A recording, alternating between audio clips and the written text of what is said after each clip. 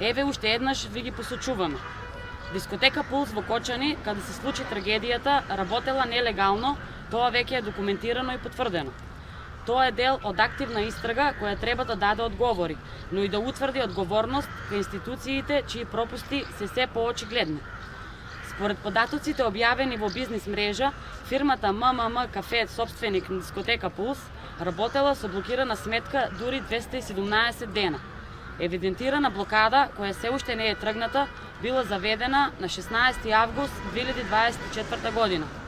И тука се поставува суштинското прашање. Дали Управата за јавни приходи требало да го затвори клубот уште во септември 2024 година? Според член 117 од Законот за стечај, ако фирма има блокирана сметка повеќе од 45 дена и не исплаќа плати и придониси подолг период, УЈП има законска обврска да поднесе барање за отварање стечајна постапка и да предложи мерки за обезбедување на имотот. Ако блокадата била заведена на 16 август 2024 година, тоа значи дека веќе до крајот на септември управата требало да постапи, а клубот Пулс требал да биде затворен.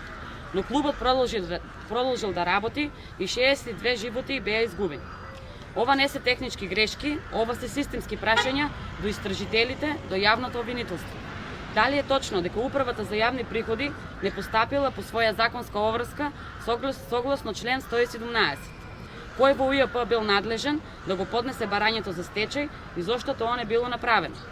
Дали некој ја стопирал постапката и ако да, зошто и со каква цел? Колку вработени има во УЈП во Кочани? Дали по констатираниот прекршок и сознанието дека фирмата има блокирана сметка, контролата е повторена? Дали некогаш даночен инспектор таму низ годините направил било каква контрола во објектот, освен онаа која се споменува во декември 2024 година?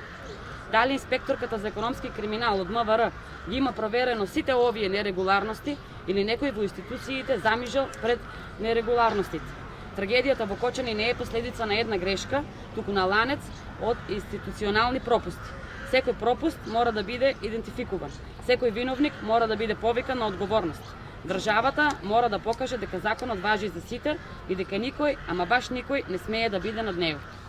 Штом се уште имате вакви прашања, дали тоа значи дека средбата со обвинителството не помина како што се надевавте? Што се случи на средбата со обвинителите? Дали го добивте објаснувањето што го барате? Да, го добивме објаснувањето само за Управата за јавни приходи. Се однесува во оште го прочитав. За останата порачка? Да. Ништо повеќе.